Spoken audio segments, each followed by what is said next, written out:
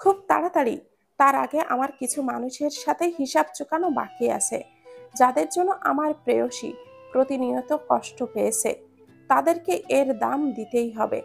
আমার প্রেয়সীর প্রত্যেকটা অশ্রু ফোঁটার মূল্য তাদেরকে দিতে হবে। চরম মূল্য চোকাতে হবে সবাইকে। মহিলাটি ছেলেটির চোখ মুখ দেখে ভয় পেয়ে যায়। ছেলেটির চোখ থেকে যেন আগুন ঝরছে। অতিরিক্ত রাগার ফলে ছেলেটির নাক মুখ লাল হয়ে গেছে। ছেলেটি হাত মুষ্টিবদ্ধ করে জোরে জোরে শ্বাস নিয়ে নিজের রাগটাকে কন্ট্রোল করার চেষ্টা চালিয়ে যাচ্ছে ক্রমাগত। ছাদের রেলিংয়ের ওপরে পা ঝুলিয়ে বসে আছি। হঠাৎ করেই আমার মনটা ভালো হয়ে গেল কেন? ছেলেটার চিঠি পড়ে কেউ আমাকে পাগলের মতো ভালোবাসে এটা জেনে। আমি তো চাইতাম আমাকে কেউ একটুখানি ভালোবাসুক। তাহলে ছেলেটার প্রতি আমার কোনো ফিলিংস কাজ করছে না কেন? আমি কি অন্য কাউকে ভালোবাসি? যাকে এসব ভেবে ফুরফুরা মেজাজটা বিগড়ে দিতে চাই না। হঠাৎই মৃদু বাতাস বইতে শুরু করলো। কি ভেবে যেন খোপা করা চুলগুলো খুলে দিলাম। বাতাসের সাথে চুলগুলো উঠছে। কিছু চুল চোখে মুখে আছড়ে পড়ছে। চুলগুলো কানের পেছনে গুজে দেওয়ার বৃথা চেষ্টা চালিয়ে যাচ্ছি। মুহূর্তটা খুব করে উপভোগ করছি আমি। আমার হিয়ার মাঝে লুকিয়েছিলে, দেখতে আমি পাইনি তোমায়, দেখতে আমি পাইনি তোমায়। আমার হিয়ার মাঝে লুকিয়েছিলে, বাহির পানে চোখ মেলেছি বাহির পানে। একসাথে অনেকগুলো পদধ্বনি শুনে আমি গান গাওয়া বন্ধ করে দেই। কারা এসেছে? আভিয়ান? এই মেয়েটা কে? অনেক সুন্দর গান গাইতো। রনি ভাইয়ার গলা শুনে চমকে যাই আমি। তাহলে কি আভিয়ান ভাইয়ার বন্ধুরা এসেছে? এখন যদি তারা আমাকে এখানে দেখে, তাহলে কেমন বিশ্রী একটা ব্যাপার ঘটবে। ভার্সিটির কেউই জানে না যে আমি আভিয়ান ভাইয়ার কাজিন। আমাকে এখানে দেখলে অনেকগুলো প্রশ্নের সম্মুখীন হতে হবে, যেটা আমি এই মুহূর্তে চাইছি না। এটা নিয়ে আভিয়ান ভাইয়া পরে ঝামেলা করবে। ফুপি এখানে আসে, তাই আমি চাইছি না কোনো রকম ঝামেলা হোক আমাকে নিয়ে। ছাদের লাইটটা অফ করা, তাই ছাদ মোটামুটি অন্ধকার। আমি চুলগুলো এলোমেলো করে মাথাটা ভালো করে ওড়না টেনে নিলাম। রেলিং থেকে নেমে দিলাম ভো দৌড়। এক দৌড়ে ওনাদের পাশ কাটিয়ে নিচে চলে এলাম। আমি জানি ওনারা আমার যাওয়ার দিকে হা করে তাকিয়ে আছে। হা করে তাকিয়ে থাকতে থাকতেই মশা গিলে ফেলুক, তাতে আমার কি? দোস্ত, মেয়েটা কে ছিল রে? এরকম ভূতের মতো করে দৌড়ে চলে গেল কেন? আমাদের ভূত ভেবেও তো ভূতের মতো দৌড়ে চলে গেছে রে। মানে? ও ভূতের ভয় পায়? আমাদের বাসায়ও ও আর আমি ছাড়া আর কেউ ছাদে আসে না। আজকে এতগুলো মানুষ একসাথে দেখে ভূত ভেবে ভো দৌড় দিয়ে চলে গেছে। লাইক সিরিয়াসলি আমরা ভূত? কথাটা বলে সবাই ছাদ কাঁপিয়ে হাসি শুরু করে। ও তোর কে হয়? কাজিন। তোর কাজিনের নাম কি? কি ব্যাপার ফাহিম? আমার কাজিনের ব্যাপারে তোর এত কিউরিসিটি কেন বলতো? প্রেমে টেমে পড়ে গেছিস নাকি?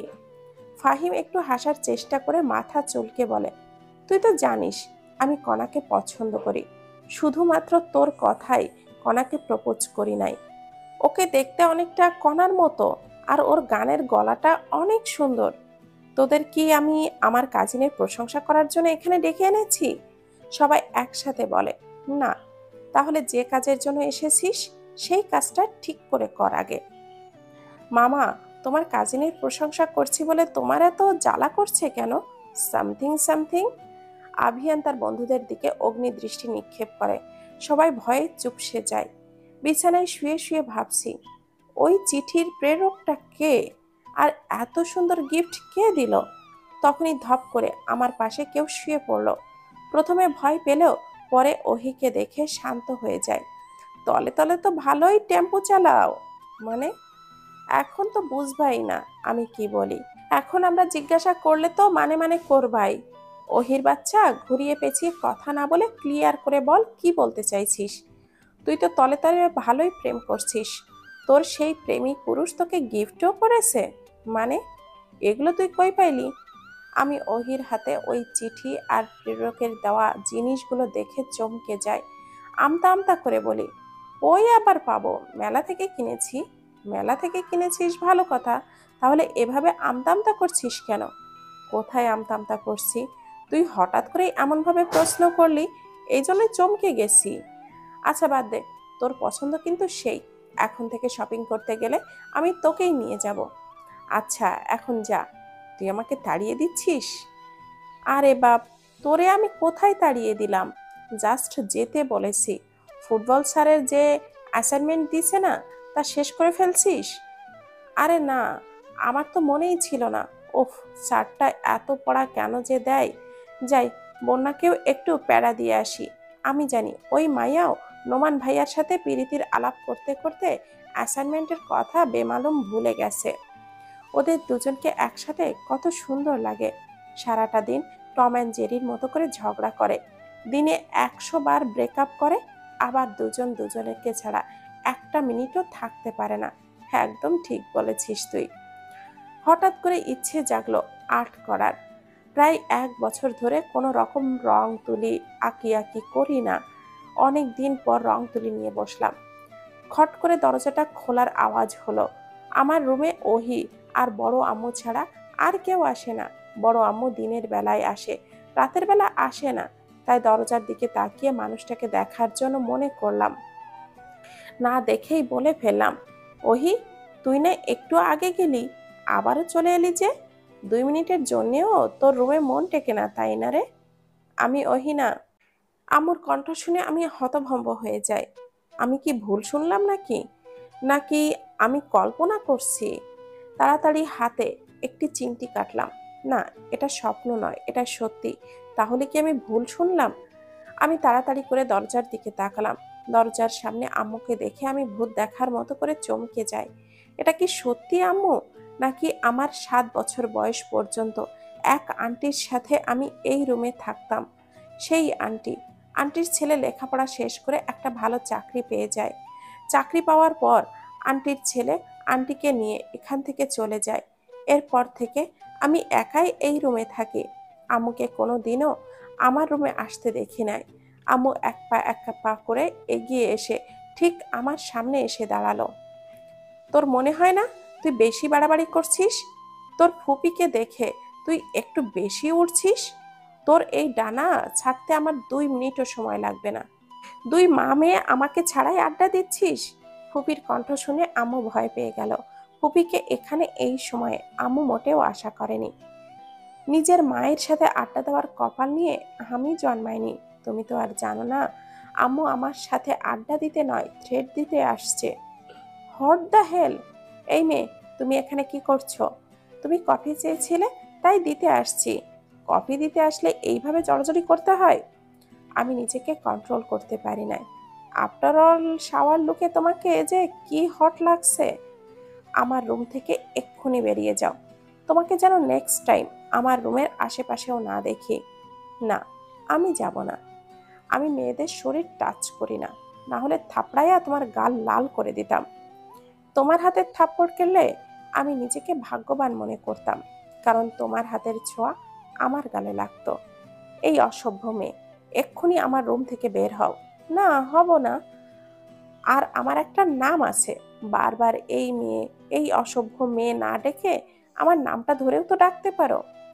ইউ নো হোয়াট, আমি মেয়েদের থেকে দূরত্ব রেখে চলতে পছন্দ করি। তুমি এইভাবে আমার কথা মানবে না।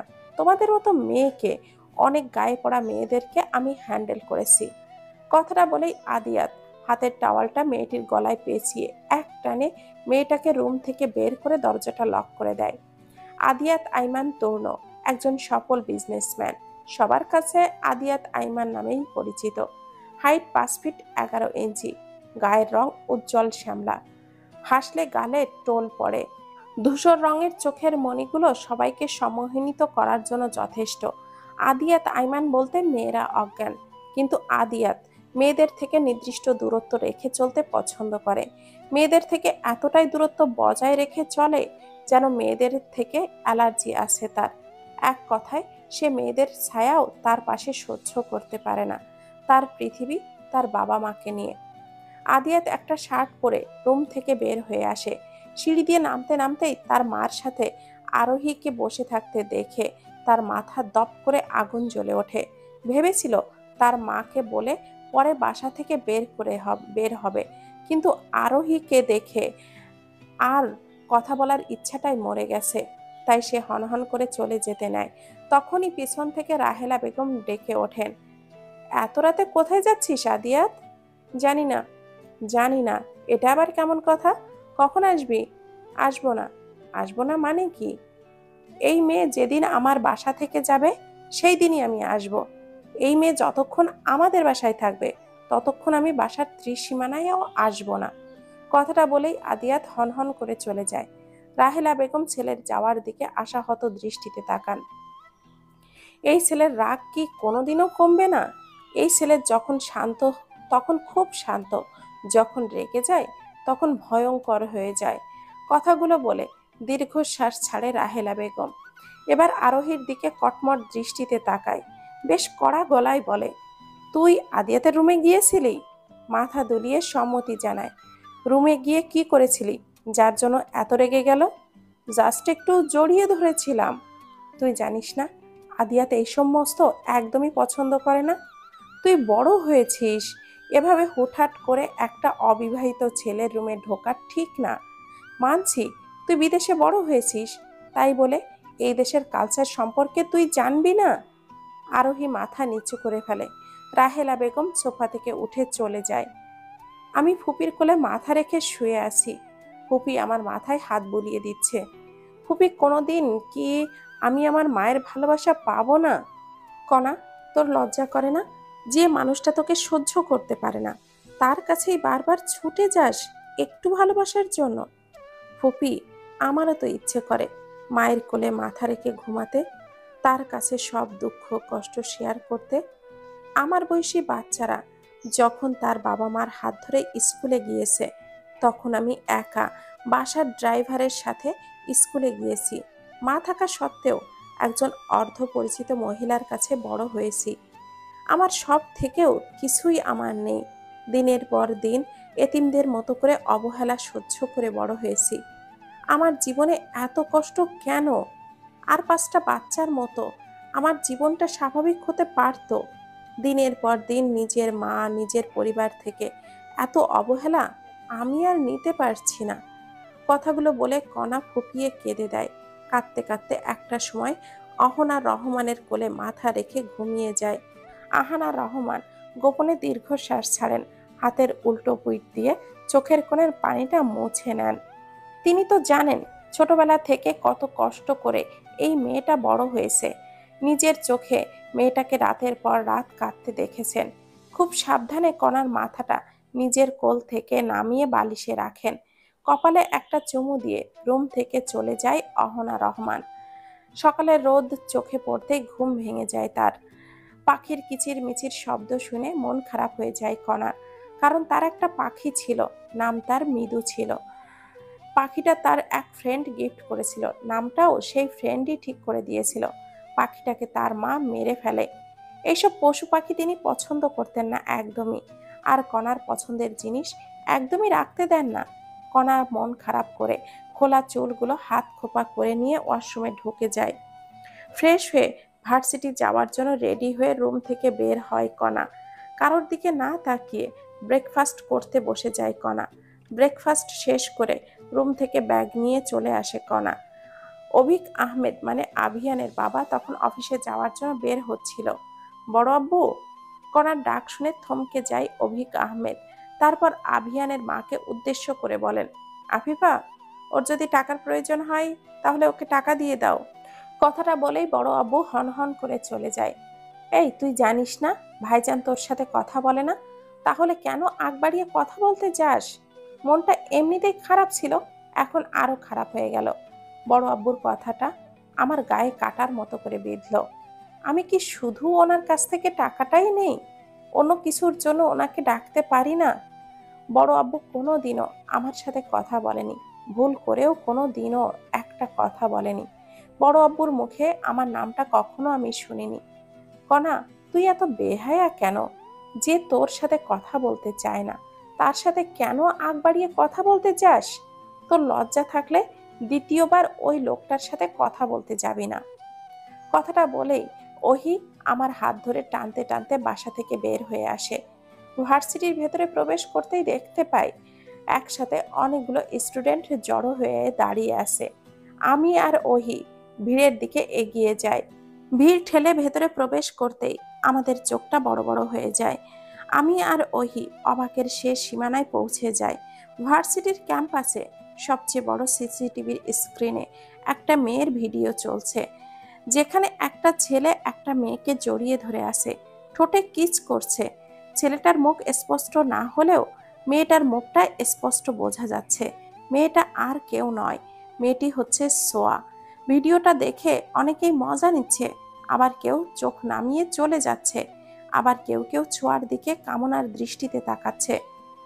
সবাই ফুসুর ফুসুর করছে যে ছেলেটি আভিয়ান ভাইয়া, কিন্তু সবাইকে অবাক করে দিয়ে আভিয়ান ভাইয়া সোয়ার গালে ঠাস করে 2টা থাপ্পড় বসিয়ে দেয়। সবার দৃষ্টি এখন আভিয়ান ভাইয়া আর ছোঁয়ার উপরে। আমার নিজের উপরে ঘৃণা হচ্ছে যে তোর মতো একটা চরিত্রহীন মেয়ের সাথে আমি সম্পর্কে জড়িয়েছিলাম। তোর মতো মেয়েরা কারোর ভালোবাসা পাওয়ার যোগ্য না। আজ থেকে তোর সাথে আমার সকল সম্পর্ক শেষ। তোকে যেন আমার আশেপাশেও না দেখি। তোর ছায়াও যদি আমার আশেপাশে দেখি তাহলে তোকে আমি খুন করে ফেলবো। সোয়া এসে আভিয়ান ভাইয়ার হাতটা মুঠো করে নেয়। বিশ্বাস করো আভিয়ান, এটা আমি না, আমি শুধু তোমাকে ভালোবাসি আর কাউকে না। এই ভিডিওটা কেউ এডিট করে আমার মুখটা বসিয়ে দিয়েছে। বিশ্বাস, তাও আবার তোমার মতো একটা মেয়েকে? ইম্পসিবল। তোমার সাথে কার এত শত্রুতা আছে যে তোমার একটা নোংরা ভিডিও এডিট করে তোমার মুখ বসাবে? সব কিছু এই কণা করেছে। ও আমার কাছ থেকে প্রতিশোধ নিচ্ছে। ওকে এতদিন যে অপমান করেছি তার বদলা নিচ্ছে আমার থেকে। জাস্ট স্টপ সোয়া। কণার নামে মিথ্যা অপবাদ দেওয়া বন্ধ করো। এটা কোনো এডিট করা ভিডিও না। এখানের মেয়েটা যে ড্রেসটা পরে আছে, আজকেও তুমি সেই ড্রেসটাই পরেছ। মেয়েটার মুখ না, শরীরের গঠনও তোমার সাথে মিলে যায়। এই মেয়েটা যে তুমি, তাতে আমার কোনো সন্দেহ নেই। তোমার কথা বিশ্বাস করে কণাকে আমি অনেক অপমান করেছি এতদিন। কণা, তোর সাথে অনেক অন্যায় করেছি, পারলে আমাকে ক্ষমা করে দিস। কথাগুলো বলেই আভিয়ান ভাইয়া ভার্সিটি থেকে চলে যায়। সোয়াকে এইভাবে অপমানিত হতে দেখে আমার অনেক খুশি লাগছে। আমি আগের কণা হলে হয়তো কষ্ট পেতাম। এরা প্রত্যেকে আমাকে এত এত আঘাত করেছে যে এখন আর অন্যের কষ্টে আমার মন কাঁদে না। সোয়ার কান্না দেখে ওহি দম ফাটা হাসিতে মেতে উঠেছে। সোয়ার কান্না দেখে আমার ন্যাকামো ছাড়া আর কিছুই মনে হচ্ছে না। আমার পেট ফেটে হাসি আসছে। কোনো রকমে হাসি চেপে রেখে আসি। হাসি আটকে রাখতে না পেরে আমিও ফিক করে হেসে দিলাম। সোয়া আমার আর ওহির দিকে অগ্নি দৃষ্টিতে তাকায়। তাতে আমাদের দুজনের কোনো ভাবান্তর হলো না। ওহি সোয়ার কাছে যায়, সোয়ার চারপাশে ঘুরতে ঘুরতে বলে, তোমাকে একটা কথা বলেছিলাম, তোমার মনে আছে না কি জানি না, আবারও রিপিট করছি, অতি বাড়বেড়ো না, ঝড়ে পড়ে যাবা। কথাটা কে বলেছিল এখন ঠিক মনে পড়ছে না। সে যাই হোক, কথাটা তোমার জীবনের সাথে একেবারে মিলে গেল। ভাইয়ার সাথে রিলেশনে গিয়ে নিজেকে রানী ভিক্টোরিয়া ভাবতে শুরু করেছিলে। ভাইয়া যেমন তোমাকে মাথায় তুলেছিল, তেমনি এক আছাড় দিয়ে মাটিতে ফেলেও দিল। কেমন লাগছে মাটিতে গড়াগড়ি খেতে? সোয়ার দিন শেষ, কণার বাংলাদেশ। কথাগুলো বলেই ওহি একটা ভুবন বোলানো হাসি দেয়। সোয়ার কঠিন দৃষ্টিতে ওহির দিকে তাকায়। আমাকে অপমান করার শাস্তি তোদেরকে পেতেই হবে। এই অপমানের প্রতিশোধ আমি নিবই। মেয়েটা কতটা বেহায়া! এত কিছু হওয়ার পরেও আরেকজনকে থ্রেট করছে। আমি তো লজ্জায় সুইসাইড করে ফেলতাম। ঠিকই বলছিস, এসব মেয়েদের লজ্জা শরম বলতে কিছুই নেই, শুধু পারে ছেলেদের কাছে নিজেকে বিলিয়ে দিতে। দুটো ছেলে মেয়ের কথোপকথন শুনে রাগে ফেটে পড়ল ছোঁয়া। রাগে চিৎকার করে বলে ওঠে, সবাই চুপ! আর একটা কথা যদি কেউ বলে তার কি হাল করব তোমরা কল্পনাও করতে পারছো না। এতদিন আভিয়ান ভাইয়ার গার্লফ্রেন্ড ছিলে বলে তোমাকেও আমরা কিছুই বলি নাই। আজকে আভিয়ান নিজে তোমার সাথে সকল সম্পর্ক ভেঙে দিয়ে চলে গেছে। এখন কিছু বলে দেখো, শুধু থাপড়াইয়া তোমার গালটা লাল করে ফেলাবো। এই মেয়েটার সাথে আর একটা মেয়ে তাল দিয়ে বলে, এত কিছুর পর জোর গলায় কথা বলে কিভাবে সেটাই তো ভেবে পাচ্ছি না। এসব নষ্টা মেয়ে ভার্সিটিতে এসে শুধু শুধু ভার্সিটির পরিবেশ নষ্ট করবে।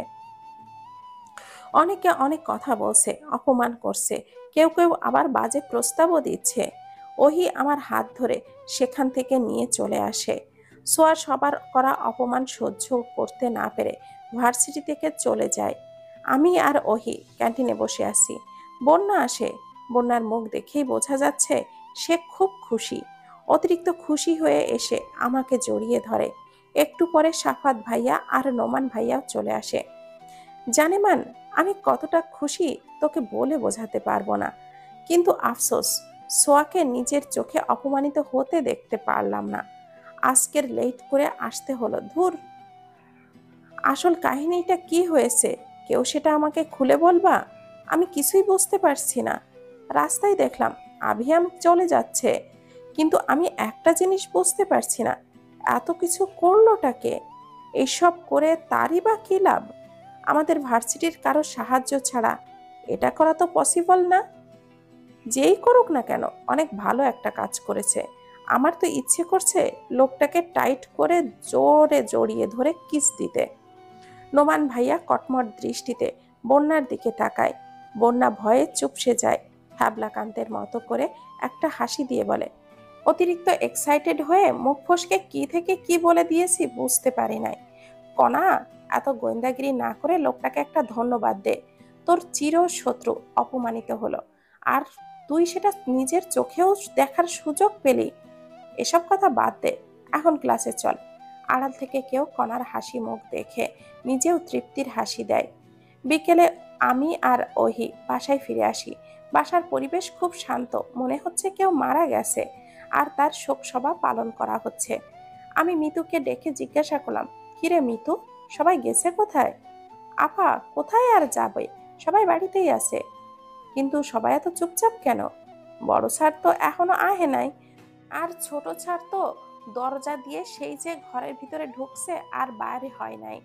আমি একবার খাবার লাগিয়া ডাকছিলাম, আমারে ধমকাইয়া তাড়াইয়া দিছে। বড় ম্যাডাম ঘুমের বড়ি খাইয়া ঘুমাইতেছে, আর আপনার আম্মা গান ধুইয়া শুয়ে আছে। কথাগুলো বলে মিতু চলে যায়। মিতুকে বড় আম্মু গ্রাম থেকে নিয়ে আসছে, তাই এমন করেই কথা বলে। অনা, বুঝতে পারছিস ছোট মা কেন গাল ফুলিয়ে বসে আছে রুমে? আমি মাথা নাড়ালাম, যার অর্থ বুঝতে পারি নাই। তুই এত বোকা কেন? ছোট মা ভার্সিটির ঘটে যাওয়া ঘটনাগুলো জেনে গেছে, নিজের আদরের ভাতিজির অপমান মেনে নিতে পারছে না। মনটা আমার ভীষণ ভালো, এসব ভাবতে চাইছি না। রুমে যে ফ্রেশ হ। আমি ফ্রেশ হয়ে আসছি, একসাথে খাবো। Okay dear. তারপর আমরা দুজন দুজনের রুমে চলে গেলাম। ফ্রেশ হয়ে এসে একসাথে দুজনে খাবার খেয়ে নিলাম। তারপর দুজনে মিলে ছাদে চলে গেলাম। ছাদে দুজন একসাথে অনেকক্ষণ আড্ডা দিলাম। সন্ধ্যার দিকে দুজনেই ছাদ থেকে চলে এলাম। দুজন দুজনের রুমে গিয়ে পড়তে বসলাম। আমার ছেলেটার বুঝি মন খারাপ? ছেলের মাথায় হাত বুলিয়ে দিতে দিতে কথাটা বলল। হুম। কেন? ছেলেটা তার মায়ের কোলে মুখ গুজে দিয়ে বলে, আজকে আমার প্রেয়সীর মনটা ভালো, তাই আমার মনটা খারাপ। এটা আবার কেমন কথা? তোর প্রেয়সীর মন ভালো, আর তোমার তো খুশি হওয়ার কথা। মাম্মা, আমি খুশি হতে পারছি না, কারণ আমি ছাড়া আমার প্রেয়সীর হাসি মাখা মুখ অন্য কেউ দেখছে, সেটা আমি মানতে পারছি না। তুই দিন দিন হিংসুটে হয়ে যাচ্ছিস। মাম্মা, ওই মেয়ের প্রেমে পড়ে আমি ভয়ঙ্কর রোগে আক্রান্ত হয়ে গেছি। ওর পাশে আমি ওর ছায়াকেও সহ্য করতে পারি না। ঘুমের মাঝে মনে হলো কেউ আমার দিকে গভীর দৃষ্টিতে তাকিয়ে আছে, আমার সারা মুখে হাত বুলিয়ে দিচ্ছে। হঠাৎ মনে হলো কেউ আমার ঠোঁটের দিকে এগিয়ে আসছে। আমি ধপ করে চোখ খুলে ফেললাম, কিন্তু কাউকে দেখতে পেলাম না। এটা আমার মনের ভুল ছিল, কিন্তু সত্যি কেউ এসেছিল, এটা আমার মন বলছে। ফোনটা হাতে নিয়ে দেখি 1:45 বাজে। আমার চোখের ঘুম উড়ে গেছে। এখন আর ঘুম আসবে না, এটা আমার একটা বদ অভ্যাস। রাতে কোনোভাবে যদি একবার আমার ঘুম একবার ভেঙে যায়, তাহলে আর ঘুম আসে না। তাই বেলকনিতে চলে গেলাম। বেলকনিতে গিয়ে আমি পুরাই সারপ্রাইজড। আমি অবাকের চরম পর্যায়ে চলে গেছি। মুখে হাত দিয়ে দাঁড়িয়ে আছি, চোখ থেকে টপ টপ করে পানি পড়ছে। এটা কষ্টের কান্না না, আনন্দের কান্না। আমার সামনে খাঁচায় একটা পাখি।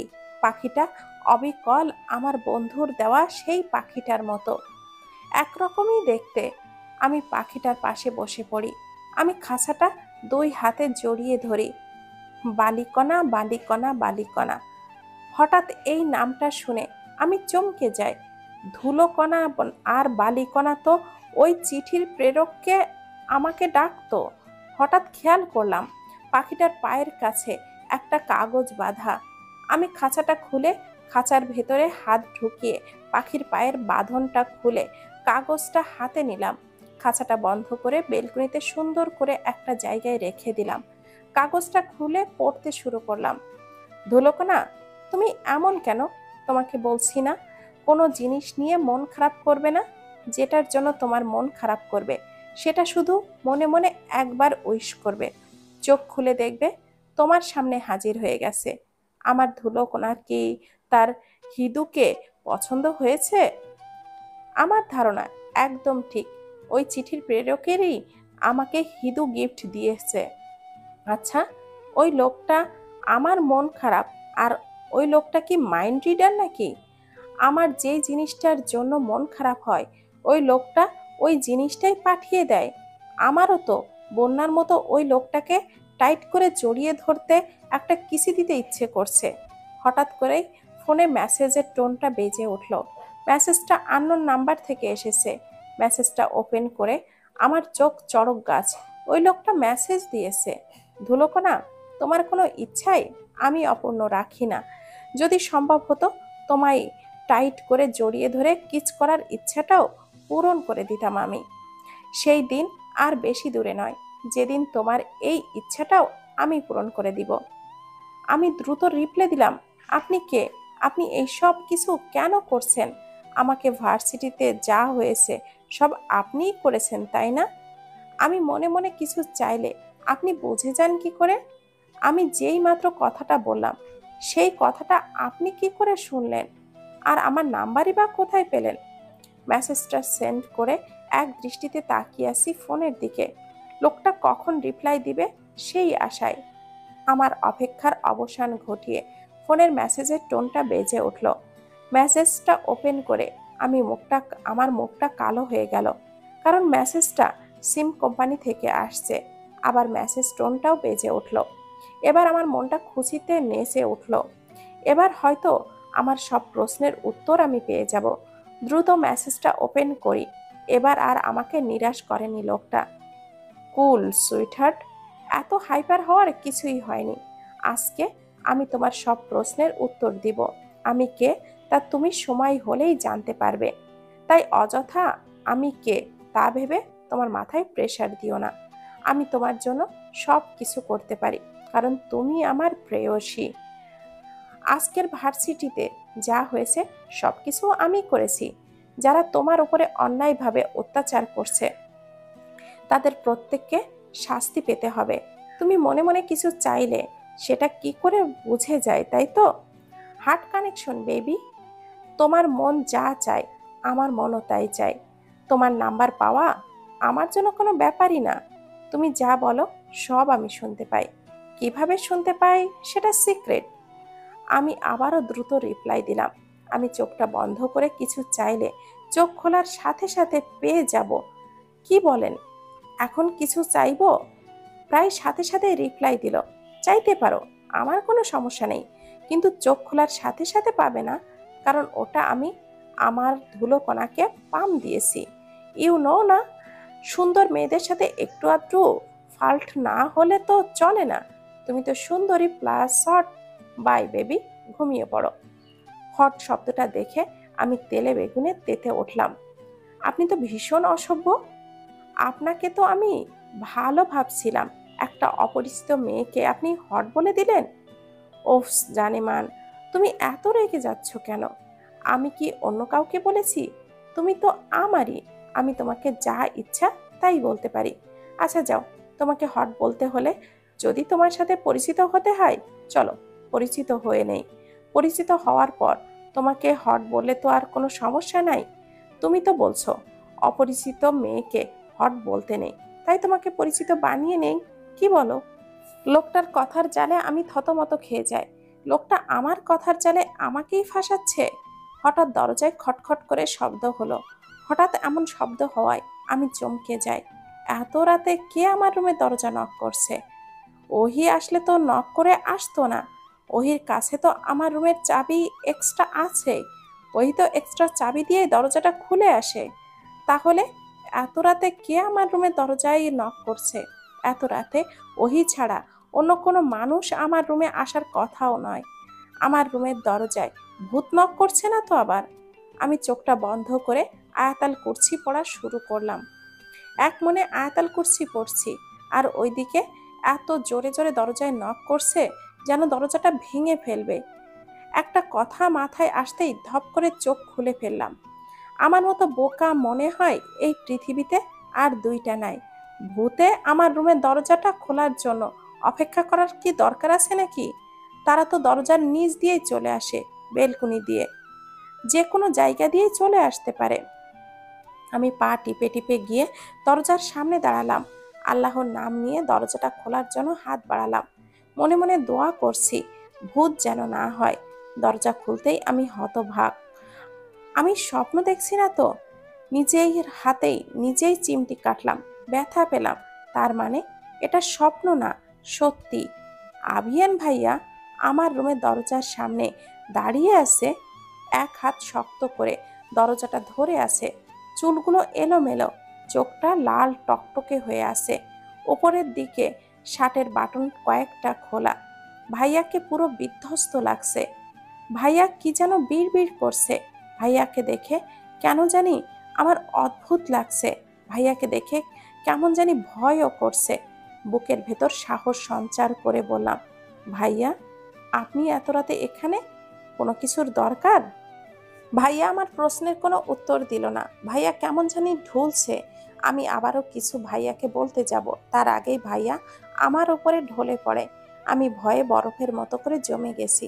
ভাইয়ার মুখ থেকে কেমন যেন একটা বিশ্রী গন্ধ আসছে। ভাইয়া ড্রিঙ্ক করেছে। এতক্ষণ দূরে থাকায় আমি ভাইয়ার কথাগুলো শুনতে পাইনি, কিন্তু এখন আমি ভাইয়ার কথাগুলো স্পষ্ট বুঝতে পারছি। কণা, আমাকে তুই ক্ষমা করে দে। না বুঝে তোর সাথে অনেক অন্যায় করেছি। ছোঁয়ার কথায় তোকে ভার্সিটির সবার সামনে অপমান করেছি। প্লিজ আমাকে তুই ক্ষমা করে দে। আমার ভেতরে একটা অপরাধ বোধ কাজ করছে। কোনো কিছুতেই মন বসাতে পারছি না। সব কিছু কেমন যেন এলোমেলো লাগছে। তুই আমাকে ক্ষমা না করলে। ভাইয়া আর কোনো কথা আমার কানে আসছে না। ভাইয়ার দিকে তাকিয়ে দেখি ভাইয়া ঘুমিয়ে গেছে। ভাইয়া তো ঘুমিয়ে গেল, এখন আমি ভাইয়াকে নিয়ে কি করব? সি, তুই এত নিস! আমার ভাবতেও ঘৃণা হচ্ছে। আগে তো শুধু তোকে অপয়া অলক্ষী ভাবতাম, এখন দেখি তুই চরিত্রহীন। কোন কুক্ষণে যে তোকে জন্ম দিতে গিয়েছিলাম! জন্মের পর তোকে লবণ খাইয়ে কেন যে মেরে দিলাম না! জন্মের সময় মেরে ফেললে আজকে এই দিনটা আমাকে দেখতে হতো না।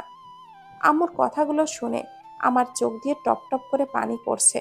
অন্য কেউ বললে হয়তো মানা যেত, কিন্তু নিজের মা অবিশ্বাস করলে সেটা মানা যায় না। মা কি বলছি, উনি তো কোনোদিনও আমার মায়ের মতো বিহেভই করেননি। ছোটবেলা থেকেই নিজের ভাইয়ের মেয়েকে নিজের মতো করে দেখেছেন, আর আমাকে সবসময় অবহেলা অবজ্ঞা করেছে। চুপ করো ছোট মা। কেন চুপ করব? তুই জানিস এই কণা কি করছে? বলো, কণা কি করছে? আমিও শুনতে চাই যে কণা কি এমন করেছে যে তুমি মা হয়ে নিজের মেয়ের সাথে এমন ব্যবহার করছো। ও, তুমি তো আবার কণার মা না। সে যাই হোক, বলো। আমার বলতেও লজ্জা লাগছে। ওহি আম্মুকে থামিয়ে দিয়ে বলে, তোমার আবার লজ্জাও লাগে? আমি তো মনে করতাম তোমার লজ্জা শরম বলতে কিছুই নাই। ওহি, তুই কিন্তু আমাকে অপমান করছিস। আরে না ছোট মা, আমি তোমাকে অপমান করতে পারি? আমি তো জাস্ট কথার কথা বললাম। তুমি তোমার কথা কন্টিনিউ করো। কণা আর আবিয়ান সারা রাত একসাথে ছিল এক রুমে। সি সি, কার রুমে ছিল? কণার রুমে। তার জন্য তুমি ভাইয়াকে কথা না শুনিয়ে কণাকে কেন কথা শোনাচ্ছ? ভাইয়া যেহেতু কণার রুমে, তাহলে এখানে প্রমাণিত সব দোষ ভাইয়ার। ভাইয়া কণার কাছে এসেছে, কণা ভাইয়ার কাছে যায়নি। ওহি, সব জেনেও এই কথা কেন বলছো? ওহি তুই। ওহি আমাকে হাত দিয়ে ইশারা করে চুপ থাকতে বলে, তাই আমিও আর কথা না বলে চুপ করে গেলাম। আমি জানি আভিয়ানের এখানে কোনো দোষ নেই। মেয়েরা যদি ছেলেদের সিডিউস করে তাহলে ছেলেরা তো মেয়েদের কাছে যাবেই। আমার ভাবতেও ঘৃণা হচ্ছে তুমি একজন মেয়ে হয়ে আরেকজন মেয়ের ব্যাপারে এইভাবে কথা বলতে পারছো। আর ছোট মা, কণা তো তোমার নিজের মেয়ে, 10 মাস 10 দিন যে মেয়েকে নিজের গর্ভে ধারণ করেছো, তার প্রতি তোমার একটুও মায়া দয়া কাজ করে না? তুমি না জেনে কণাকে কত কিছু বলে দিলে। ফর ইয়োর কাইন্ড ইনফরমেশন, কণা কালকে সারা রাত আমার সাথে আমার রুমেই ছিল। আমি জানি তুই কণাকে বাঁচানোর জন্যই এইসব কথা বলছিস। ইতিমধ্যে ড্রয়িং রুমে বড় মা, বড় আব্বু আর মেইড সবাই এসে উপস্থিত হয়েছে। ছোট মা, হঠাৎ আভিয়ান ভাইয়ার কণ্ঠ শুনে আমি চমকে যাই। আমরা সবাই পেছনে তাকাই।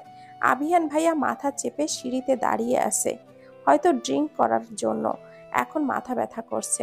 আমি আভিয়ান ভাইয়ার দিকে এক পলক তাকিয়ে আবারও চোখটা ফিরিয়ে নিচের দিকে তাকিয়ে আবার চোখটা ফিরালাম। আমি মিথ্যা বানিয়ে বলবো কেন? কারণ উনি তো আমাকে অপমান করার কোনো সুযোগই ছাড়েন না। আর আজকে আমাকে অপমান করার এত বড় একটা সুযোগ পেয়েছে, নিশ্চয়ই ছেড়ে দিবে না। আমি জানি আভিয়ান ভাইয়াকে কেউ কিছুই বলবে না, যা বলার আমাকেই বলবে। কারণ এই সমাজে ছেলেদের দোষ কারোর চোখেই পড়ে না। দুইজন ছেলে মেয়ে পালিয়ে গেলেও দোষ সব সময় মেয়েটার ঘাড়েই পড়ে। সারা এলাকা রটে যায় ওই বাড়ির মেয়ে পালিয়ে গেছে, কিন্তু মেয়েটার সাথে যে একটা ছেলেও পালিয়ে গেছে সেটা কারোর চোখেই পড়ে না। কারণ তখন তো মেয়েটার পরিবারকে অপমান করতে ব্যস্ত থাকে সবাই। অপেক্ষা করছি আভিয়ান ভাইয়া কখন অপমান করবে সেটার জন্য। কিন্তু সবাইকে অবাক করে দিয়ে আভিয়ান ভাইয়া এমন একটা কথা বলল যা আমার কল্পনার বাইরে ছিল। আমি নিজের কানকেও বিশ্বাস করতে পারছি না। ব্যাস ছোট মা, অনেক বলে ফেলেছ, এবার আমি বলবো, তুমি শুনবে। তুমি সব কিছুতেই কেন কণারকে দোষ খোঁজো? যেখানে কণার কোনো দোষ নেই সেখানে তুমি কণার দোষ খুঁজছো। কালকে রাতের ঘটনাটা জাস্ট একটা অ্যাক্সিডেন্ট ছিল, এতে করে কণার কোনো হাতই ছিল না। নিজের উপরে কন্ট্রোল হারিয়ে ড্রিঙ্ক করে অনেক করে ফেলেছিলাম আমি, তাই ভুল করে নিজের রুমে না গিয়ে কণার রুমে চলে গিয়েছিলাম। যাই হোক, নেক্সট টাইম যেন এই বিষয়ে কাউকে কোনো কথা বলতে না শুনি আমি। কথাগুলো বলে ভাইয়া দম নেয়, মাথাটা আরেকটু জোরে চেপে ধরে, হয়তো বেশি ব্যথা করছে। মিতু, একটা স্ট্রং কফি করে আমার রুমে দিয়ে যাস, তাড়াতাড়ি করে যাবি, মাথাটা প্রচণ্ড ব্যথা করছে। কথাটা বলেই আভিয়ান ভাইয়া হনহনিয়ে চলে যায়। আমি দৌড়ে নিজের রুমে চলে আসি। বিছানায় উপুর হয়ে শুয়ে আছি। আমার জীবনে সুখ ধরা দিয়েও দেয় না। ভাবছি কালকে রাতের ঘটনা। ফ্ল্যাশব্যাক। আভিয়ান ভাইয়া আমার ওপর ঢলে পড়ার একটু পরেই ঘুমিয়ে যায়। আমি ভাবছি আভিয়ান ভাইয়াকে নিয়ে আমি এখন কি করব।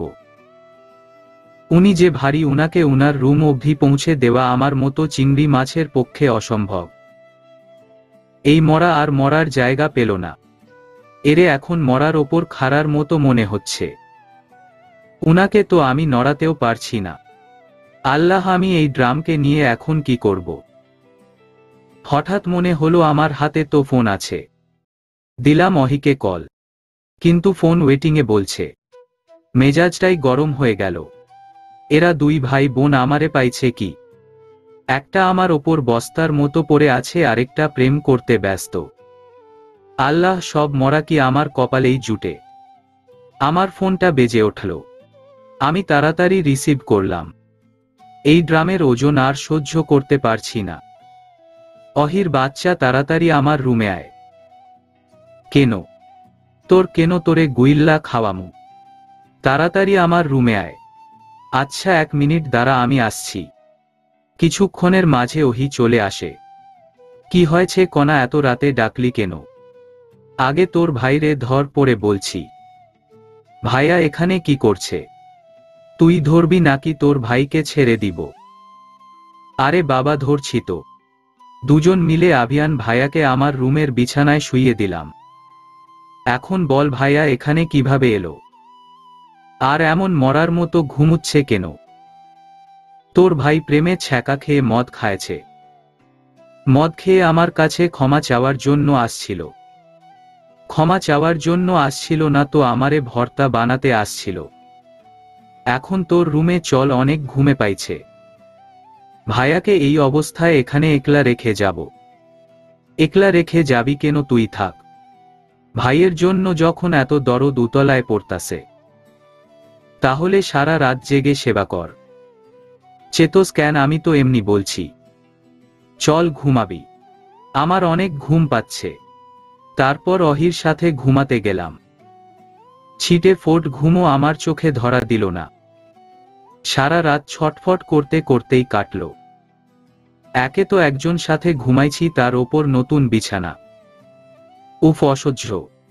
অহির বাচ্চা নাক ডেকে ঘুমুচ্ছে। ইচ্ছে করছে এক লাথি দিয়ে বিছানা থেকে ফেলে দেই। সকালে তাড়াতাড়ি আমার রুমে চলে যায়। উদ্দেশ্য রুম থেকে জামা কাপড় নিয়ে অহির রুমে গিয়ে ফ্রেশ হব।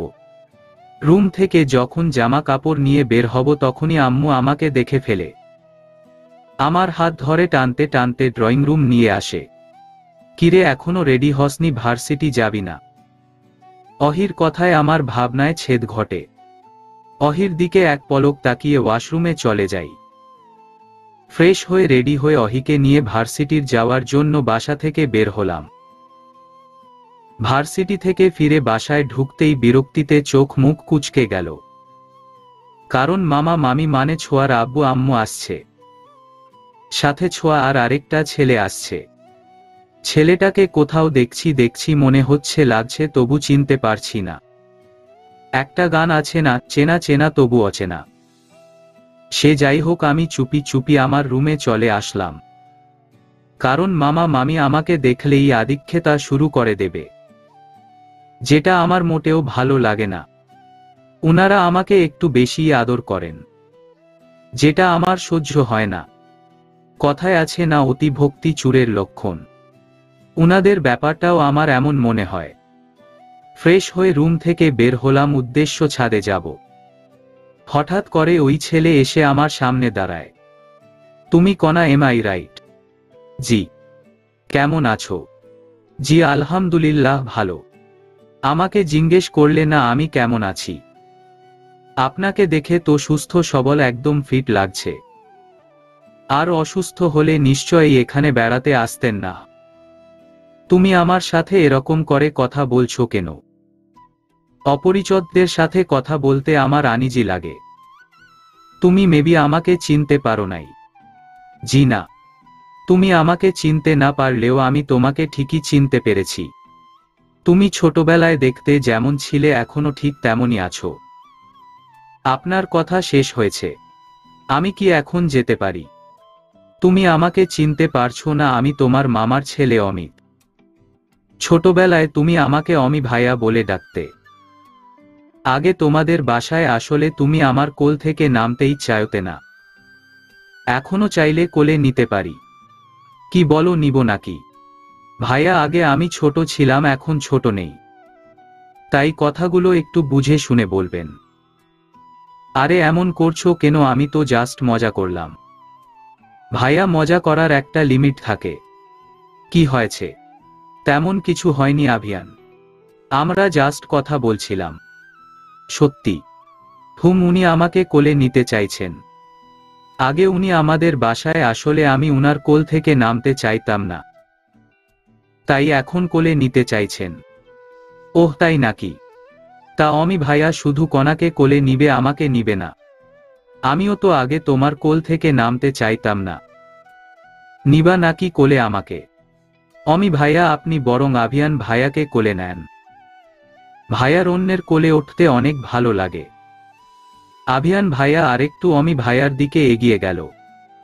ভাইয়া আগে আমাকে কোলে নেও, তারপরে কণাকে নিও। আভিয়ান ভাইয়ার এমন কথায় অমি ভাইয়ার কপালের ঘাম ছুটে গেছে। উনি এদিক সেদিকে তাকাচ্ছেন, হয়তো কি করবেন বুঝতে পারছেন না। উনি কিছুক্ষণ আমতা আমতা করে বলেন, আমাকে মনে হয় কেউ ডাকছে। আপনাকে কেউ ডাকছে বলে মনে হয় না, কারণ আমি তো শুনতে পেলাম না। কণা, তোমার কানে মনে হয় প্রবলেম হয়েছে, ডক্টর দেখাও। আমি স্পষ্ট শুনতে পেলাম আমাকে কেউ ডাকছে। কথাটা বলে দ্রুততার সঙ্গে ওই জায়গা ত্যাগ করে অমিত ভাইয়া। এমন একটা ভাব করলেন যেন এখান থেকে পালাতে পারলেই উনি বাঁচেন। সবাই ডিনার করতে বসেছে। আমার একপাশে আভিয়ান ভাইয়া, আরেক পাশে ওহি। আমার সোজা অমিত ভাইয়া, তার এক পাশে ছোঁয়া, আরেক পাশে মামি। কর্নারের দিকে বড় আব্বু আর মামা। আম্মু আর বড় মা সবাইকে খাবার সার্ভ করে দিচ্ছে। খেতে বসে এমন বিরক্তিকর পরিস্থিতিতে পড়তে হবে জানলে এখন ডিনার করার জন্যই বসতাম না।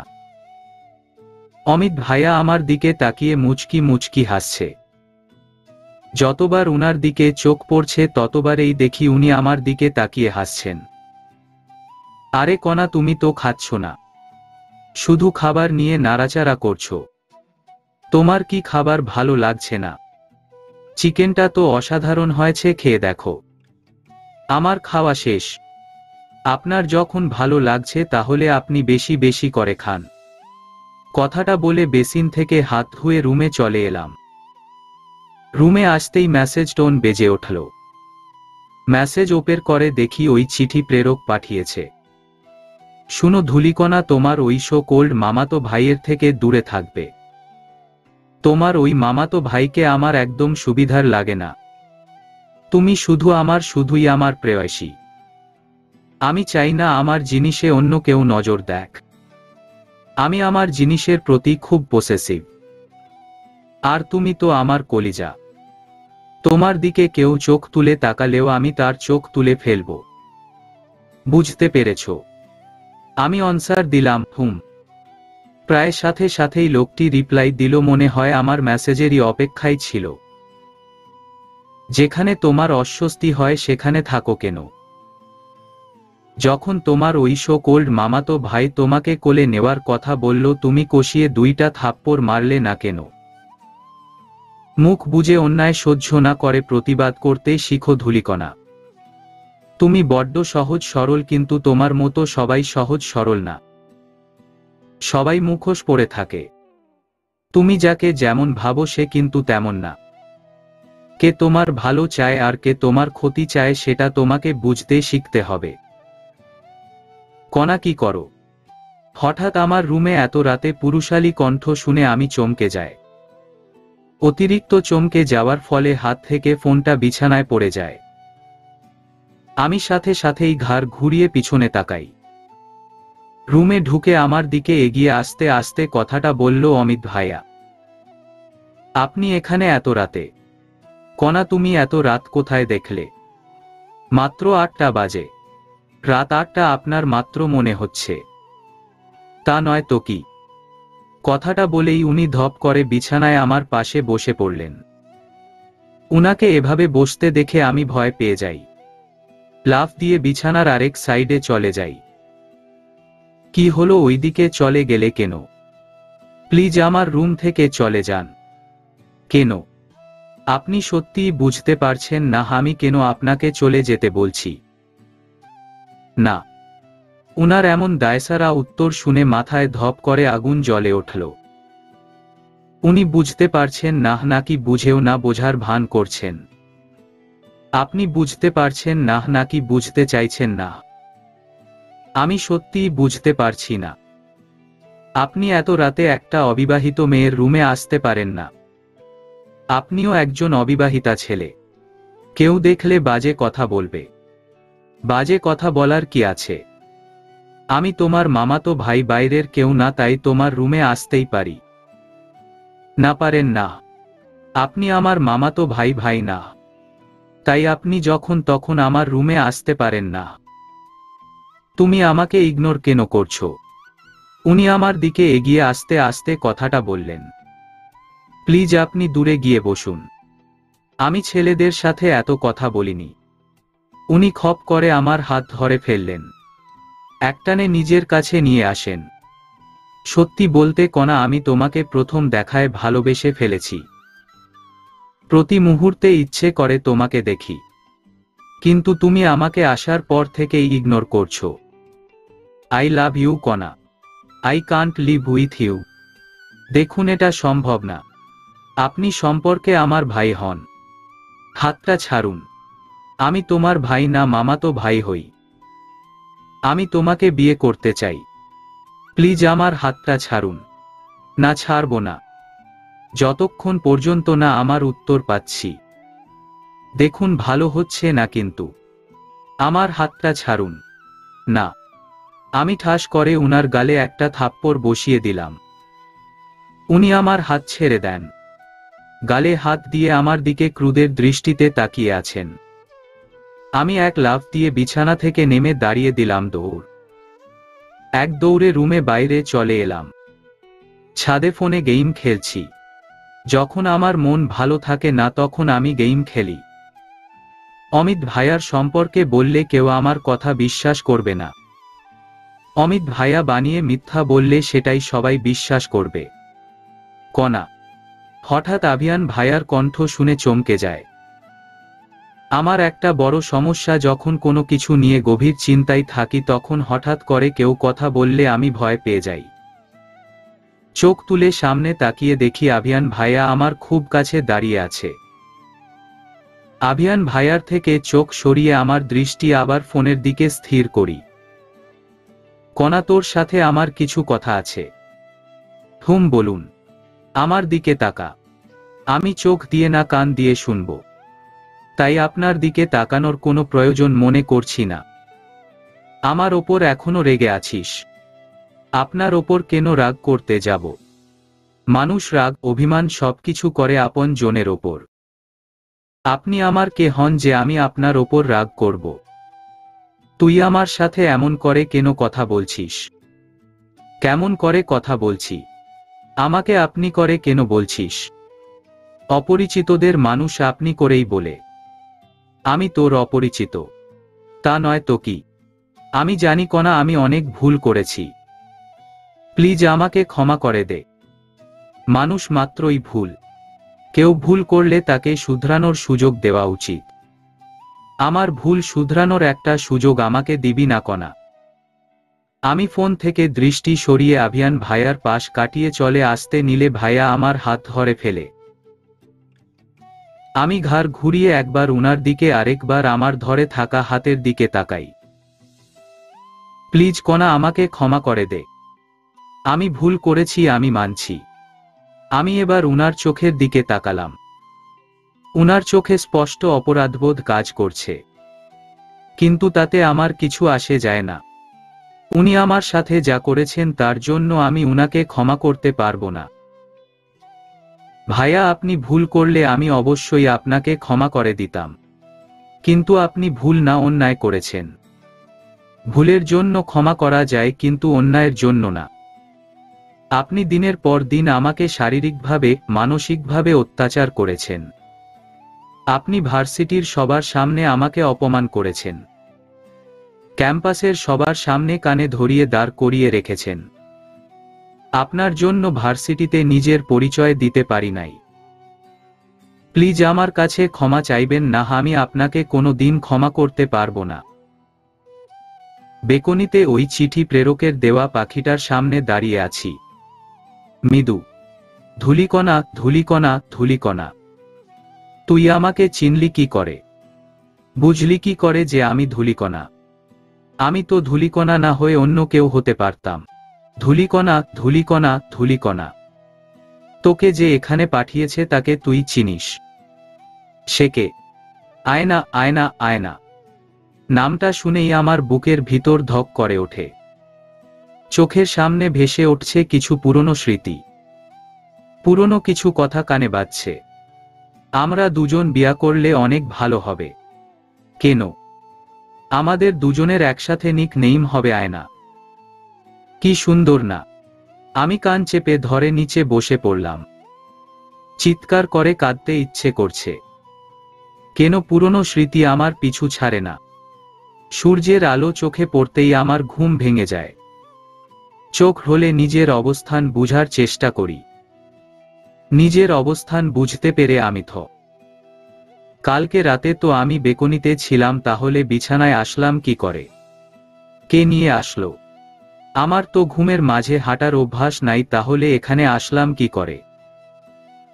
আর ভাবতে পারছি না, মাথা ব্যথায় ছিঁড়ে যাচ্ছে। আজকে শুক্রবার, তাই ভার্সিটি যাওয়ার তাড়া নেই। কতক্ষণ চুপ করে বিছানার ওপর বসে থাকি, কিন্তু মাথা ব্যথা কমছে না। রাতে ঠিক করে ঘুম হয়নি, তাই মাথা ব্যথা করছে।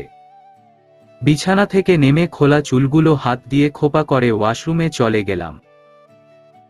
ফ্রেশ হয়ে এসে ফোনটা হাতে নিয়ে দেখি 7:30 বাজে। 5 মিনিট আগে ওই চিঠি প্রেরক একটা মেসেজ পাঠিয়েছে। হয়তো আমি যখন ওয়াশরুমে ছিলাম তখনই পাঠিয়েছে। ধূলিকণা, তুমি আর চুল খুলে ঘুমাবা না। তুমি জানো তোমার এলোমেলো খোলা চুল, ঘুম ঘুম চোখ দেখলে আমার ভিতরে ঝড় বয়ে যায়। ইচ্ছে করে তোমাকে একটু ছুঁয়ে দেই। তোমাকে ছুঁয়ে দিলে কি খুব বেশি অন্যায় হয়ে যাবে? খোলা চুলগুলো নিজের হাতে ঠিক করে দেই। তোমার চুলের মাতাল করা ঘ্রাণ আছে যেটা আমায় খুব করে তোমার কাছে টানে। ইচ্ছে করে তোমার খুব কাছে চলে যায়। পিছন থেকে তোমায় আলতো হাতে জড়িয়ে ধরে চুলে নাক ডুবিয়ে দেই। তুমি লজ্জা পাচ্ছ, একটু বেশি লজ্জা পাচ্ছ। থাক, আজকে আর বললাম না, কারণ আমি চাই না তোমার লজ্জা রাঙা মুখ আমি ছাড়া অন্য কেউ দেখুক। সেটা দেখার অধিকার শুধুই আমার, আর কারো নয়।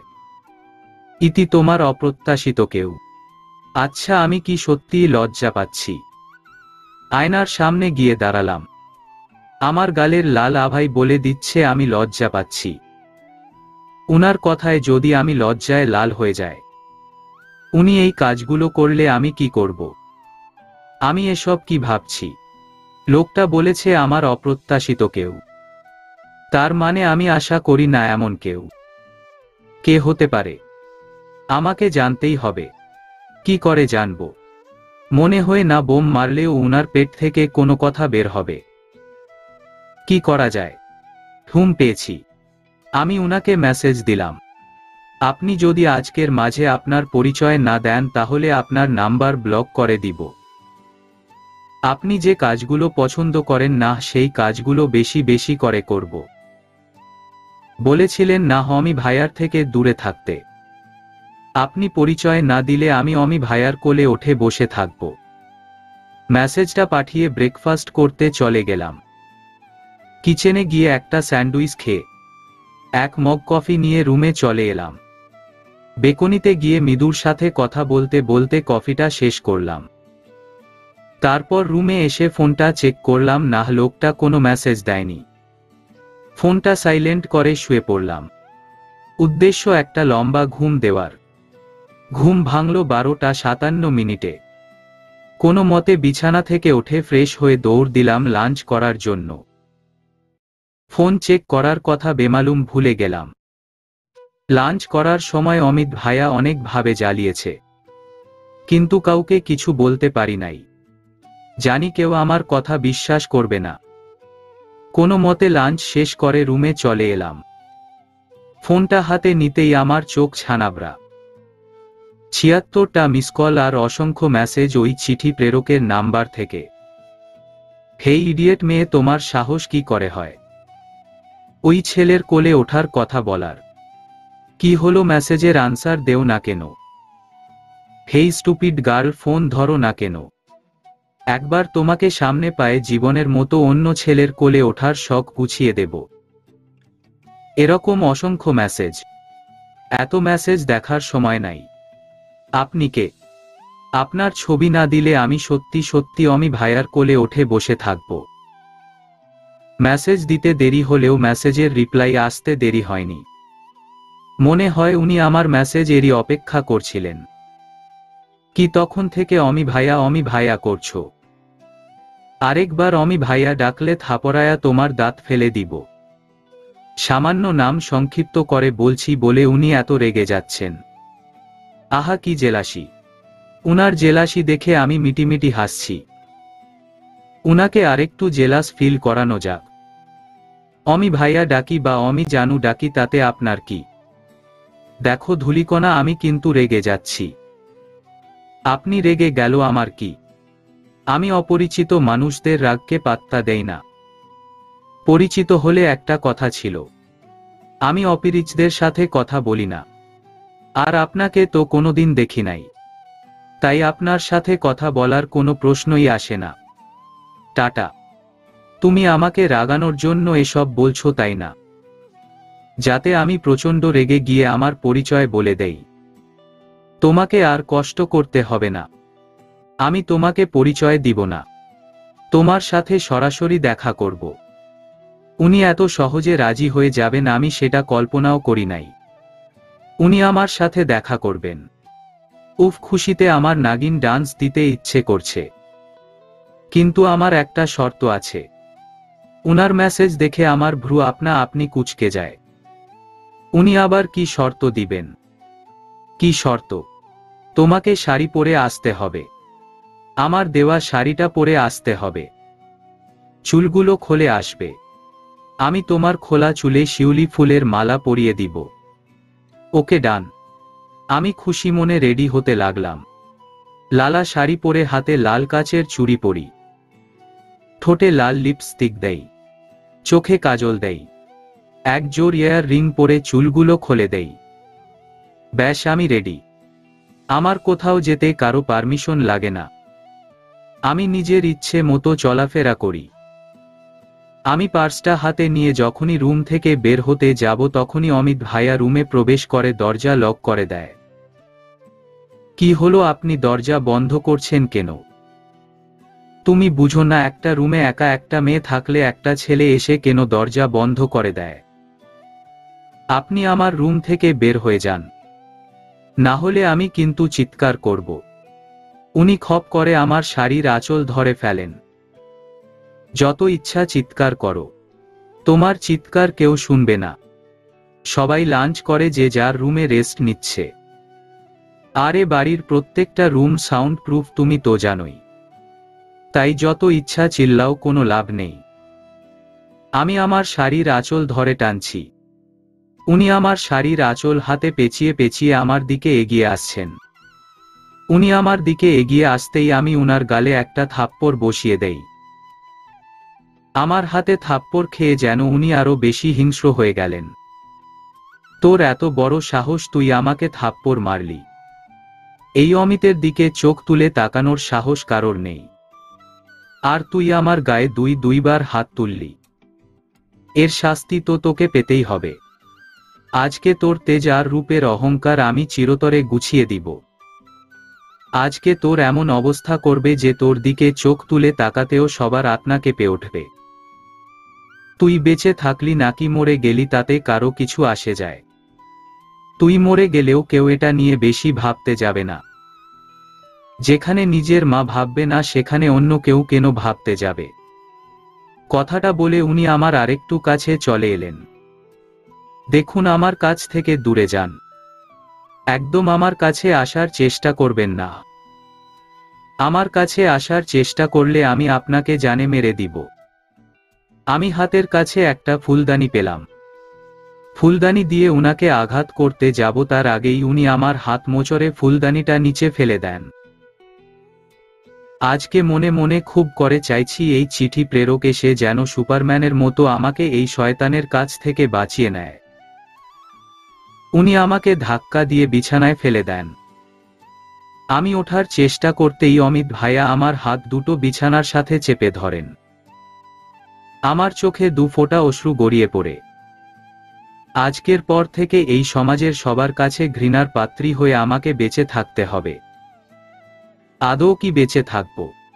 না, আমি আর ভাবতে পারছি না। আমি এভাবে হার মানতে পারি না। নিজেকে এই শয়তানের হাত থেকে বাঁচাতে হবে আমাকে। আমি উনার হাতে একটা কামড় দেই। অমিত ভাইয়া আমার হাত ছেড়ে দিতেই আমি দুই হাত দিয়ে ধাক্কা দিয়ে উনাকে নিচে ফেলে দেই। তাড়াতাড়ি বিছানা থেকে নেমে দরজা খোলার জন্য লক ঘুরাই, তখনই অমিত ভাইয়া আমার হাত ধরে টেনে দেওয়ালের সাথে চেপে ধরে। এত জোরে চেপে ধরেছে যে আমি নড়তেও পারছি না। অমিত ভাইয়া হাত দিয়ে ঘষে আমার ঠোঁটের লিপস্টিক এলোমেলো করে দেয়। অমিত ভাইয়া আমার গলায় কামড় বসিয়ে দেয়। আমার ঠোঁটের সাথে যখনই ঠোঁট মিলাতে যাবেন তার আগেই কেউ উনাকে সজোরে লাথি মারে। তাকিয়ে দেখি আভিয়ান ভাইয়া। আভিয়ান ভাইয়াকে দেখে আমার দেহে প্রাণ ফিরে আসে। আভিয়ান ভাইয়া এসে অমিত ভাইয়াকে এলোপাতাড়ি মারতে শুরু করেন।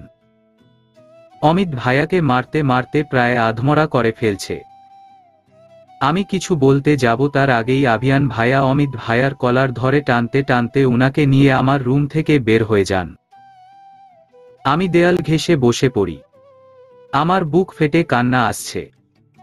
দু চোখ বেয়ে গড়িয়ে পড়ছে অজস্র অশ্রু। বাবা দেখো তোমার মেয়ে কাঁদছে। তুমি তো এটাই চেয়েছিলে তাই না? বাবা তুমি কেন আমাকে একলা ফেলে চলে গেলে? কেন আমার জীবনটা অন্ধকারে ভরিয়ে দিয়ে গেলে? তুমি থাকলে হয়তো আমার জীবনটাও আর 5টা মেয়ের মতো হতো। আমার সবকিছু থেকে কিছুই নেই। দেখো বাবা সবকিছু থেকেও তোমার মেয়ে এতিমের মতো বড় হচ্ছে। এই শহরে আমার আপন বলতে কেউ নেই। বাবা তোমার মেয়ে এই পৃথিবীতে বড্ড একা। কণার এমন বুক ফাটা আর্তনাদে আরেকজন কাঁদছে তার সাথে। তার চোখ থেকেও অজস্র অশ্রু গড়িয়ে পড়ছে। আভিয়ান অমিতের কলার ধরে টানতে টানতে এনে ড্রয়িং রুমে ধাক্কা দিয়ে ফেলে দেয়। অমিত গিয়ে পড়ে তিশান আহমেদের পায়ের কাছে। তিশান আহমেদ আর হেলাল রহমান ড্রয়িং রুমে একসাথে বসে কথা বলছিলেন। অমিতকে এভাবে নিজের পায়ের কাছে পড়তে দেখে দাঁড়িয়ে যায় তিশান আহমেদ। অমিতের এই অবস্থা কি করে হলো আভিয়ান? অমিত আমাদের গেস্ট। তুমি তার কলার ধরে টেনে এনে এভাবে ফেলতে পারো না। তিশান আহমেদের চিৎকার শুনে কিচেন থেকে দৌড়ে আসে আফিফা বেগম, মহুয়া জাহান আর রেশমি রহমান। অমিতের এমন অবস্থা দেখে 3 জনই থমকে যায়। রুম থেকে আসে ছোঁয়া। নিজের ভাইয়ের এমন করুণ অবস্থা দেখে দৌড়ে আসে অমিতের কাছে ছোঁয়া। অমিতের মাথাটা নিজের কোলে তুলে নেয়। ওই কুত্তার বাচ্চা যে এখনো জীবিত আছে এটা ওর বাপের ভাগ্য। ইচ্ছে করছে জানে মেরে দেই। কথাটা বলে আভিয়ান আরেকটা লাথি মারে অমিতকে। আভিয়ান এসব কি হচ্ছে? তুমি আভিয়ানকে মারছো কেন? বাবা কি হয়নি বলো? এই বাড়িতে এতগুলো মানুষ থাকা সত্ত্বেও এই কুত্তার বাচ্চা কণার রুমে কি করে ঢুকে? মানে সবাই লাঞ্চ করে যে যার রুমে চলে যায় রেস্ট নিতে। আমি ড্রয়িং রুমে বসে কিছুক্ষণ টিভি দেখি। কণার রুমে পাশ দিয়ে যাওয়ার সময় মনে হলো কণা রুমে আটকে গেছে। রুমের দরজা ধরে টানছে কিন্তু খুলছে না এমন মনে হলো। আমি কণাকে হেল্প করার জন্য দরজা ধাক্কা দিতেই দরজা খুলে যায়। আমি রুমের ভিতর ঢুকে এমন একটা দৃশ্য দেখব তা কল্পনাও ভাবতে পারিনি। আমি রুমে ঢুকে দেখি এই অমিতের বাচ্চা জোর করে কণার সাথে অসভ্যতামু করার চেষ্টা করছে। মহুয়া জাহান এগিয়ে এসে বলেন, আমি বিশ্বাস করি না অমিত কণার সাথে এমন করেছে। কণা কণা কণা তাড়াতাড়ি নিচে নেমে আয়। আভিয়ান চিৎকার করে কণাকে ডাকে। কিছুক্ষণ পরে ওহি কণাকে নিয়ে ড্রয়িং রুমে আসে। কণার এমন বিধ্বস্ত অবস্থা দেখে হঠাৎই তিশান আহমেদের বুকে মোচড় দিয়ে ওঠে। সে কি তার ভাইয়ের অংশকে ঠিকভাবে দেখে রাখতে পারেনি? পরক্ষণেই তার মনে হলো এই মেয়ের জন্যই তার ভাই আজকে তার সাথে নেই। তিশান আহমেদ মুখ ফিরিয়ে নেয় কণার থেকে। ছোট মা তুমি কি এখনো বলবে তোমার ভাইয়ের ছেলে নির্দোষ? হ্যাঁ বলবো। আমি জানি আমার অমিত সোনা এমন কিছু করতেই পারে না। এই মেয়ে এমন সং সেজে হয়তো অমিতকে সিডিউস করার চেষ্টা করছে। যতই হোক পুরুষ মানুষ তো নারীতে তো আসক্ত হবে। ছোট মা তুমি কি সত্যিই কণার মা? নিজের মেয়ে সম্পর্কে এমন কথা বলতে তোমার একটুও লজ্জা করছে না? না লজ্জা করছে না। এ আমার মেয়ে হতেই পারে না। ওর মতো নির্লজ্জ মেয়ের আমার দরকার নেই। আম্মু চুপ, একদম চুপ। তুই আমাকে আম্মু বলে ডাকবি না। শুধুমাত্র তোর জন্য আমি আমার স্বামী সংসার সব হারিয়েছি। ব্যাস আম্মু অনেক বলে ফেলেছ। এত বছর ধরে তোমাদের এক অভিযোগ শুনতে শুনতে আমি বিরক্ত হয়ে গেছি। আমার তো মনে হয় আব্বু আমার জন্য নয় তোমার জন্য এই বাসা থেকে চলে গেছে। তোমার মতো একটা মানুষের সাথে আর যাই হোক সংসার করা যায় না। আব্বু এই বাসা থেকে চলে গিয়ে ভালোই করেছে। না হলে তোমার মতো একটা মহিলার সাথে সংসার করে আব্বুর জীবন নরক হয়ে যেত। কণা আম্মু তুমি চিৎকার করে আজকে আমাকে থামাতে পারবে না। অনেক সহ্য করেছি তোমাদের অত্যাচার, আর না।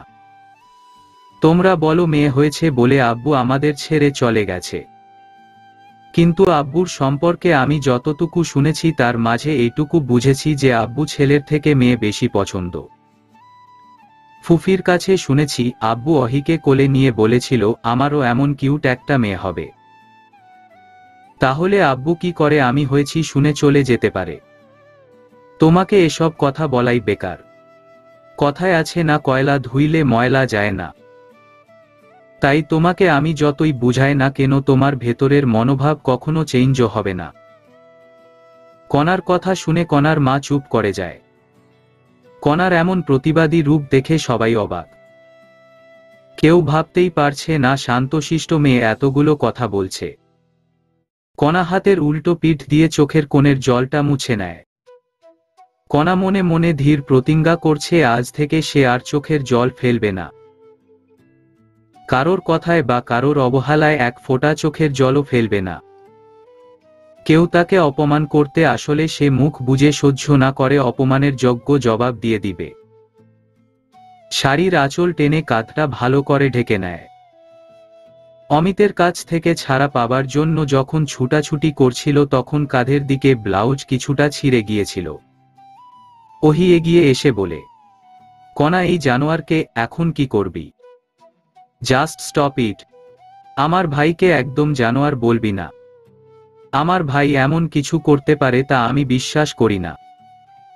কেন রে, তোর ভাই কি দুধে ধোয়া তুলসী পাতা নাকি যে এমন কিছু করতে পারে না? তুই যেমন চরিত্রহীন তোর ভাই তো তার ডাবল হবে। কারণ ছোটরাই তো বড়দের কাছ থেকেই শিখে। ওহি তুমি চুপ করো। তুমি ছোট ছোটর মতো থাকো, বড়দের মাঝে কথা বলো না। আব্বু কেন ওহি চুপ থাকবে? ওহি যথেষ্ট বড় হয়েছে, অহিরও কথা বলার অধিকার আছে। ওহি ছোট হলে কণা তো আরো ছোট। তাহলে ছোট একটা মেয়ের সাথে যখন এমন জঘন্য একটা ঘটনা ঘটতে যাচ্ছিল তখন তোমরা কোথায় ছিলে? আমি চুপ থাকবো না। আচ্ছা আব্বু, কণার সাথে যে ঘটনাটা ঘটেছে তা যদি আমার সাথে হতো তখনও কি তুমি এমন ভাবে চুপ থাকতে? দুই ছেলে মেয়ের কথা শুনে চুপ করে যান তিশান আহমেদ। এখন ঠিক কি বলা উচিত তা বুঝতে পারছে না তিশান আহমেদ। তাই তিনি মনে করলেন এখন চুপ থাকায় শ্রেয়। অমিতের বাবা মা চুপ করে আছে। তারা এখন কথা বললে ব্যাপারটা আরো ভয়ঙ্কর হয়ে যাবে। উনারা তো ভেবেছিলেন অমিতের সাথে কণার বিয়ে দিবে, কিন্তু তার আগেই যে তাদের ছেলে এমন একটা অপকর্ম করবেন সেটা তারা কল্পনাও করতে পারেননি। তাদের প্লেনে জল ঢেলে দিল তাদের অপদার্থ ছেলে। এখন তাদের একমাত্র ভরসা তাদের ছোট ছেলে। ছোট ছেলের সাথে কণার বিয়ে পাকাপোক্ত করতে হলে এখন কণাকে সাপোর্ট করতে হবে। রেশমি রহমান ন্যাকা কান্না করে বলতে শুরু করেন, আমার ভাবতেই ঘৃণা হচ্ছে যে তুই আমার ছেলে। কণা তো তোর বোন ছিল, কি করে এমন একটা জঘন্য কাজ করতে চেয়েছিলি? তুই আমার ছেলে হতেই পারিস না। মা, একদম তুই আমাকে মা বলে ডাকবি না। আজ থেকে তুই আমাদের কাছে মৃত। আজকের পর থেকে আমাদের দুই সন্তান ছোঁয়া আর জিয়ান, রেশমি রহমান আর হেলাল রহমানের ছোট ছেলে। জিয়ান, কথা শুনে যদি আমরা আরো আগে তোর লাগাম টানতাম তাহলে আজকে তোর এমন অধঃপতন হতো না। কণা পুলিশকে ফোন করে। কিছুক্ষণের মাঝে পুলিশ চলে আসে। পুলিশ এসে অমিতকে ধরে নিয়ে যায়। অমিতকে নিয়ে যাওয়ার প্রায় সাথে সাথেই ছোঁয়া বাসা থেকে বেরিয়ে যায়। যাওয়ার আগে কণাকে শাসিয়ে যায় যে কণাকে সে দেখে নিবে, কিন্তু ছোঁয়ার এমন কথায় কণার মাঝে কোনো প্রভাব ফেলেনি। সে ডোন্ট কেয়ার ভাব নিয়ে দাঁড়িয়েছিল। ছোঁয়া যাওয়ার পর পরই রেশমি রহমান এবং হেলাল রহমান ও বাসা থেকে বার হয়ে যায়। আমি এবার ভাইয়ার সামনে গিয়ে দাঁড়ালাম। ধন্যবাদ আমাকে বাঁচানোর জন্য। কথাটা বলে আমি এক মুহূর্ত না দাঁড়িয়ে চলে আসি আমার রুমে। আভিয়ানের খুব খারাপ লাগে যে কণা তার সাথে এমন ফর্মালিটি করে কথা বলছে। এটা তার দায়িত্ব ছিল কণাকে রক্ষা করা। তার জন্য কণা তাকে ধন্যবাদ বলল। সে ভাবছে কোনোদিন কি তাদের সম্পর্ক আগের মতো স্বাভাবিক হবে না। আভিয়ান একটা দীর্ঘশ্বাস ফেলে সেই জায়গা থেকে প্রস্থান করে। একে একে সবাই সবার রুমে চলে গেল। মহুয়া জাহান যেন মূর্তি হয়ে গেছেন। তার কানে শুধু কণার বলা কথাগুলো বাজছে। তার চারপাশে কি হচ্ছে সেদিকে উনার কোনো খেয়াল নেই। ছাদের রেলিংয়ের ওপর পা ঝুলিয়ে বসে গুন গুন করে গান গাইছে কণা। কানে তার হেডফোন লাগানো, মুখে সেন্টার ফ্রেশ থাকায় গানের কথাগুলো অস্পষ্ট শোনা যাচ্ছে। কিছুক্ষণ আগের মন খারাপটা হুট করে কেটে গিয়ে কণার মন ভালো হয়ে গিয়েছে। কেন তার মনটা ভালো হয়ে গেল সে নিজেও জানে না। জানার কোনো আগ্রহ তার নেই। এখন সে প্রকৃতির খেলা দেখতে ব্যস্ত। বিকেলবেলা হওয়ায় সূর্যের আলো প্রকোপ নেই, তাই সে ছাদে অনায়াসে বসে আছি। কোনো প্রকার গরম লাগছে না। হঠাৎ তার মনে হলো আজকে দুপুরে তো ওই চিঠি প্রেরকের সাথে দেখা করার কথা ছিল। লোকটা কি সময় মতো এসে তার দেওয়া ঠিকানায় দাঁড়িয়ে অপেক্ষা করছে? লোকটা কি অপেক্ষা করতে করতে বিরক্ত হয়ে চলে যাবে, নাকি আমার জন্য সারাদিন অপেক্ষা করবে? এসব ভাবতে ভাবতে লোকটির ফোনে কল দিলাম, কিন্তু দুর্ভাগ্যবশত ফোনটা বন্ধ বলছে। উফ, আমি তো ভুলেই গিয়েছিলাম লোকটা আমার সাথে কলে নয় মেসেজে কথা বলে। তাই দ্রুত লোকটাকে মেসেজ দিলাম, আমি আপনাকে অপেক্ষা করিয়ে আসি নাই বলে কি আপনি রাগ করেছেন আমার ওপর? আমার ওপর রাগ করে লাভ নেই। আমি আপনার রাগ ভাঙাবো না। আমি অদ্ভুত টাইপের মানুষ, কারো রাগ ভাঙায় না, পরে উল্টো আমার রাগ ভাঙাতে হয়। মেসেজ পাঠিয়ে কিছুক্ষণ অপেক্ষা করলাম, কিন্তু অপর পাশ থেকে কোনো রকম উত্তর আসলো না। মনটা আমার খারাপ হয়ে গেল। অদ্ভুত ব্যাপার, চিনি না জানি না একটা লোক আমার মেসেজের রিপ্লাই দিচ্ছে না বলে আমার মন খারাপ হয়ে গেলে। আমার মন খারাপের কারণ ভেবে আমি নিজেই অবাক। আপনারা আমাকে কোথায় নিয়ে যাচ্ছেন? এটা তো পুলিশ স্টেশন যাওয়ার রাস্তা না। অমিত ব্যস্ত ভঙ্গিতে গাড়িতে বসে থাকা পুলিশদের উদ্দেশ্যে কথাগুলো বলো। তোর শ্বশুরবাড়ি নিয়ে যাচ্ছি, তোকে জামাই আদর দেওয়ার জন্য। কথাটা বলে গাড়িতে বসে থাকা সবগুলো লোক বিকট শব্দে হেসে ওঠে। সবাইকে এমন ভাবে হাসতে দেখে ভয় পেয়ে যায় অমিত। একটা লোক এসে অমিতের মুখে রুমাল চেপে ধরে। অমিত অজ্ঞান হয়ে যায়। অমিতের মাথাটা হেলে পড়ে গাড়ির সিটে। মুখের ওপর পানি পোড়ায় ধরফরিয়ে ওঠে অমিত। তার মাথাটা বেশ ভার ভার লাগছে। তাকে একটা চেয়ারের সাথে বেঁধে রাখা হয়েছে। চারপাশে চোখ বুলিয়ে সে বুঝতে পারল না সে কোথায় আছে, কারণ জায়গাটা অন্ধকার।